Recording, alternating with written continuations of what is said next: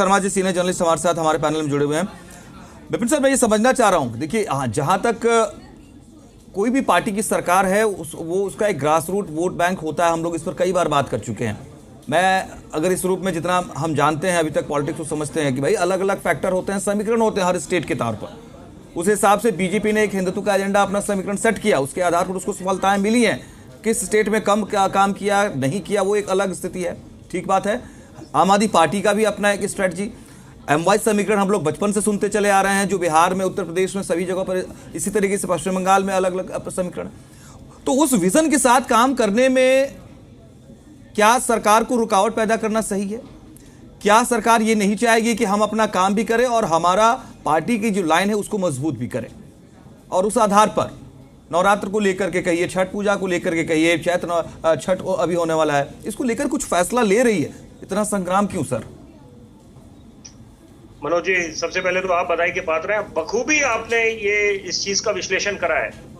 तो यहाँ पर देखिए, मैं हर एक चर्चा पे एक बात का जिक्र करता हूं कि दो फैक्टर्स, आप एमवाई फैक्टर की बात कर रहे हैं, हिंदुत्व की बात कर रहे हैं, मैं इसके इतर जाके दो फैक्टर्स का जिक्र करूंगा, विकास और विरासत। अगर हम विरासत में जोड़ दें धर्म आस्था, तो ये दोनों फैक्टर्स की अहमियत न केवल 21वीं सदी, 22वीं सदी, जब 23वीं सदी में मानवता जाएगी तो तब भी ये बरकरार रहने वाली है। यानी कि इसका मतलब सरल भाषा में ये दोनों फैक्टर्स की अपनी अहमियत है, साइमल्टेनियसली पैरेलल चलेंगे। कि विकास की अपनी अहमियत है कि आपने कितने रोजगार दिए, क्या शिक्षा का मॉडल आया, कितना स्वास्थ्य का स्तर ऊपर गया, तो कितना state of the art infrastructure बना। साथ साथ धर्म आस्था, क्योंकि सबकी धर्म आस्था का सम्मान होना चाहिए, ये बात तय है यहाँ पर। और साथ साथ सौहार्द का भी माहौल ये बनाने की जिम्मेदारी सबकी बनती है, नेताओं की तो बनती है, एक आम आदमी की भी, कि बहुत दंगे फसाद हम लोगों ने देख लिए। ये दौर, मैं बड़े जिम्मेदारी से बोलने जा रहा हूं, ये दौर हिंदुस्तान का दौर है। और क्योंकि यहाँ पर हम सब ने अपनी कमर कस ली है, संकल्प लिया हुआ है कि हम उस दौर को दोबारा लेके आएंगे जब हिंदुस्तान को सोने की चिड़िया कहा जाता था। तो यहाँ पर मुझे लगता है राजनीति का स्तर भी ऊपर जाना चाहिए। और साथ साथ जरूरी बात है, मैं दो पहलुओं को उजागर करूंगा संक्षेप में।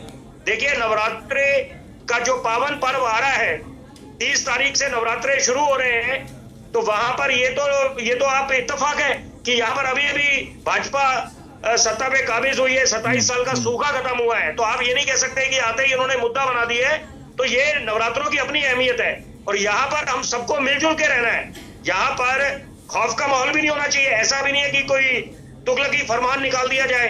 लेकिन साथ साथ धर्म आस्था की इसलिए मैं बात बोल रहा हूं कि यहाँ पर सबको संवेदना दिखानी चाहिए कि अगर किसी की धर्म आस्था को चोट पहुंचती है तो वहां पर सब लोग ध्यान रखें। और उदाहरण के तौर पे मैं एक बात बोलना चाहूंगा कि मैं एक कोई मुस्लिम शख्सियत है, उनके साथ मैं जुड़ा था।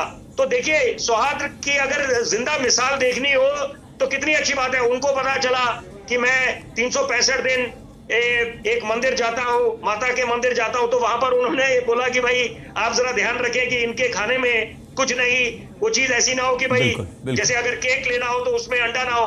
तो ऐसे मतलब अगर हम एक दूसरे की भावना का सम्मान करें तो अपने आप में वाकई में सौहार्द का माहौल भी बना रहेगा। और हम लोग तो जाने जाते हैं गंगा जमुनी तहजीब के लिए। बिल्कुल। और एक और बात का मैं जिक्र हमेशा करता हूँ और मैं बड़ा फख्र महसूस करता हूं कि ये वही देश है जहां पर फूल वालों की सैर निकालने की रिवायत रही है, जो हिंदू मुसलमान भाइयों की एकता, सौहार्द और प्रेम का प्रतीक रहा है। एक तरफ ये रमजान का पवित्र महीना चल रहा है और साथ साथ सबसे बड़ी बात है, ईद आने वाली है और नवरात्रे शुरू होने वाले। तो मुझे लगता है कि यहाँ पर वाद विवाद से ऊपर उठकर सब एक दूसरे की धार्मिक भावना का सम्मान करे। दो कदम अगर हर कोई चलता है तो मुझे लगता है कि यहाँ पर वो दिन भी दूर नहीं जब हम सही मायने में हिंदुस्तान को महाशक्ति बना पाएंगे।